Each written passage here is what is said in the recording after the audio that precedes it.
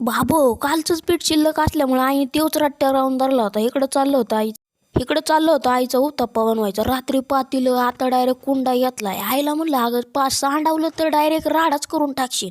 आई म्हणली तुझं जेवढं वय ना त्याच्या दुप्पट तिप्पट वय मा, ज्यादा नाही बोलले का, खाणे का सिर्फ.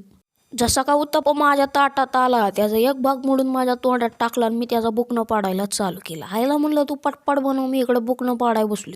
आता जे उत्तप्पा खाल्ला का नाही तो रातचा शिळा उत्तप्पा होता. आणि हे उत्तप्पा पूर्ण संपल्यानंतर आई मला म्हणली अरे ते उत्तप्पा शिळा होता आणि आता जो काढलाय तो ताजा उत्तप्पा आहे, मग ह्याचा पण बुकणं पाडायला चालू केलं. आईला म्हणलं त्या दुर्योधनाने भीमच्या खाण्यामध्ये काहीतरी टाकलं होतं आणि तेव्हा भीम बी शुद्ध झाला का तेव्हा त्याला नदीत टाकलं. त्यांच्या त्या खाली नदीत गेल्यानंतर त्यांच्या नागाने ना त्याला कटोरीवर विष दिलं. त्या विष प्याल्यानंतर त्याच्या 10 हत्तीचं बळ आलं. त्याच्या आईला म्हणलं आई तुझा असला काय प्लॅन बिन नाही ना, मला बेवश करून नदीला टाकायचं मग माझ्या 10 हत्तीचं बळी ना. अगं 10 हत्तीचं बळ नाही येणार, ती मासे मला खात्यान, हे कलियुग आहे आता. तुमचा तसला काय प्लॅन असेल का नाही मला आधीच सांगत जावा बाबा, मला लय भ्या वाटते, तुम्ही मला शिळा उत्तप्पा खायला दिला. त्याच्यानंतर हॉलमध्ये आल्यानंतर माझे झोपलेले कपडे काढायला चालू केले. मी दिवनवर असल्यामुळं मला काही थंडी वाजत नाही. जरा थंडी वाजली का नाही पाय आकडून झोपायचं आणि दिवस उजळायची वाट बघायची, संपला विषय. त्याच्यानंतर हॉल झाडायला सुरुवात केली. काही लोक म्हणतात आमच्या पोरांना काय असली घर झाडायची सवय नाही. आमच्या घरी डायरेक्ट कामवाली बाई. एखाद्या पोराला कळालं ना आपले आईबाप आपल्यासाठी दिवस रात्र कष्ट करतात, ते मुलगा आपोआपच घरामध्ये काम करतो आणि तुम्ही त्या मुलासमोर एखादी घरातली कामवाली बाई कामाला ठेवली ना, तो मुलगा पण मोठं झाल्यानंतर कामवालीच बाई ठेवतो, तुम्हाला सांभाळायला पण एक माणूस ठेवतो. साड्याच्या बादल्या टप्प देणारा बाबा आला होता ना, आम्ही ही बादली बुक करून ठेवली. आईने घरात जाऊन 2 गटुडे उचकले, त्यातून 2 साड्या आणल्या. आईला म्हणलं बादली पायी नवीन साड्या देशील, नीट बघ एकदा. राहू दे ही साडी इकडं राहू दे, चांगली साडी आहे आणि बादलीसाठी साडी देते आई, वापरली सुद्धा नाही आहे तू. राहू दे पैशाव घेतलेला अंगी लागून जायचंय बघा, वापरली का आणि त्या बादलीसाठी देते. टप काय पैशाव घेते 200-250 रुपयाला. शेवटी आईने बादली घेतली, 2 साड्या दिल्या पण आईने नाद पूर्णच केला. घरातला चार्जिंग बल्ब खराब झाला होता, त्याची एक बाजू चालत नव्हती, म्हणजे एक बाजूला त्याला पॅरलेस झाला होता. म्हणलं दुकानावर जाऊन नीट होतंय का नाही बघावा. घराला कुरूप लावलं, दिवसा डावळ्या चोऱ्या व्हायला लागल्या. बाबा देवा, माणसात माणूस नाही राहिलं. बारक्याच्या घरी आलो तर बारक्याच्या बहिणीने इथं माझा ब्लॉग लावला होता.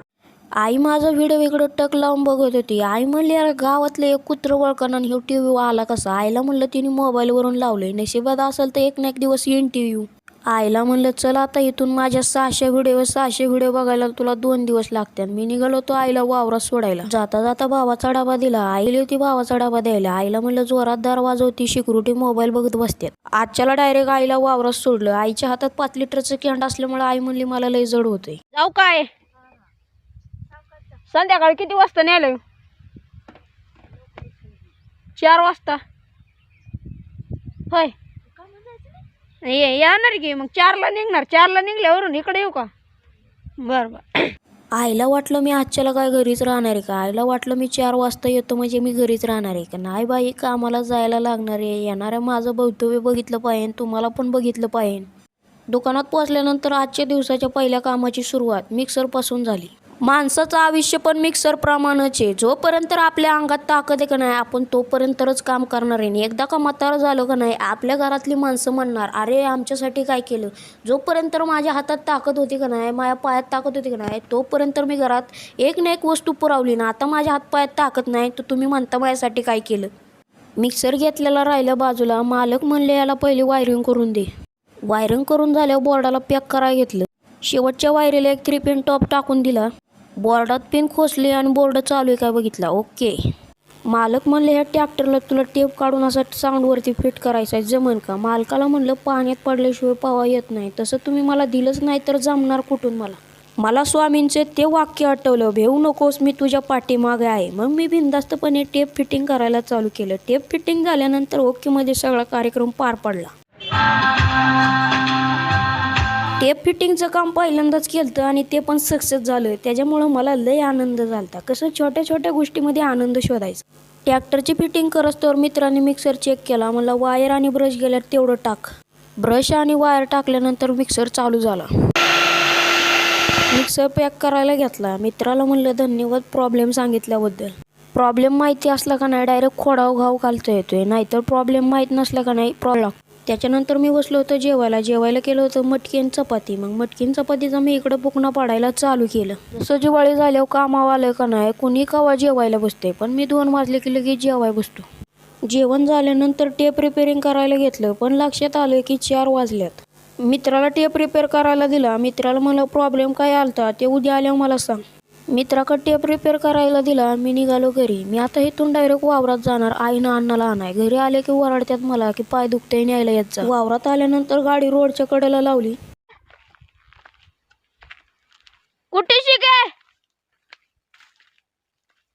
आई आई कुठे खाल्ली आवट्या ते का वरली आवट्या ते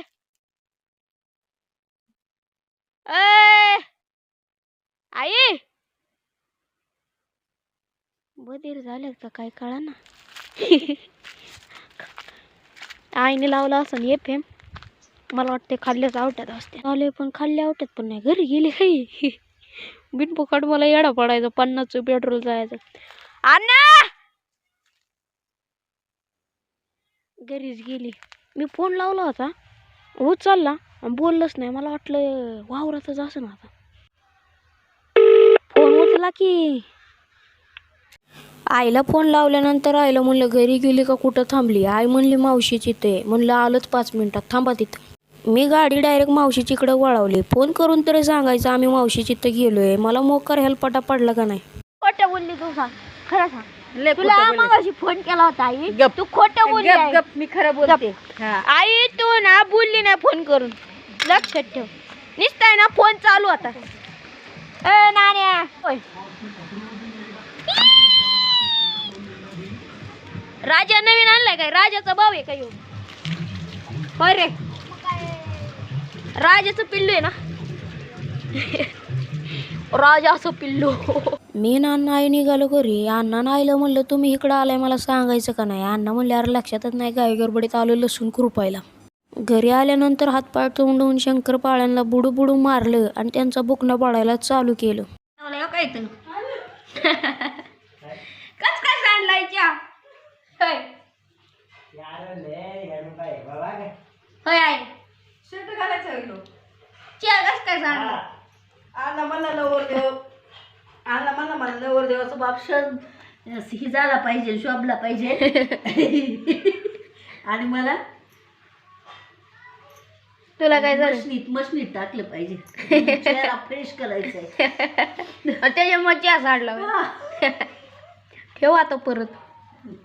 इकडं आईची चालली होती कोथमीर इसायचं. कोथमिरीचा बाजार झालाय 2 आणि 3 रुपये. त्याच्यामुळं लोकांनी फड सोडून दिलं आणि घरी आणून कोथमिऱ्या दिल्या. आमचं प्यायचं पाणी संपलं होतं. मी भाऊ निघालो प्यायचं पाणी आणा. फिल्टर प्लॅन्ट वरती पोहोचल्यानंतर जार भरायला लावला. हिथं कार्ड काढले का नाही त्या पाण्याला अजिबात काही कधी बंद पडत नाही. पाणी भरून झाल्यानंतर मी भाऊ निघालो घरी.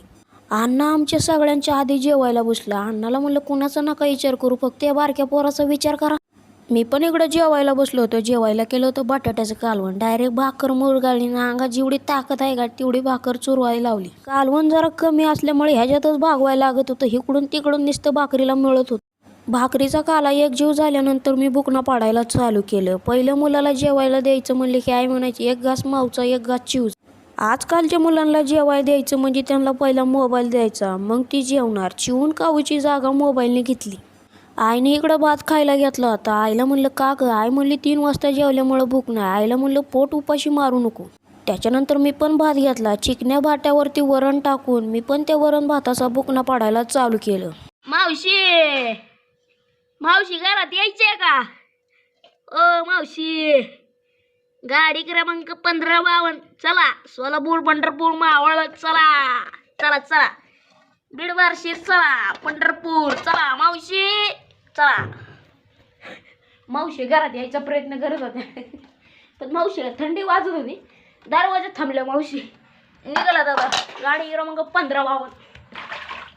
आईचं जेवण आणि भांडी घासून झाल्यानंतर आई आली होती TV बघाय. TV म्हणजे आईचा जीव की प्राण. लहानपणी फटकं खाल्लं पण TVच बघितलं. मी पण तिच्या सोबतीला TV बघायला. मला पण TV बघायला आवडते. भेटू पुढच्या ब्लॉगमध्ये. Good night.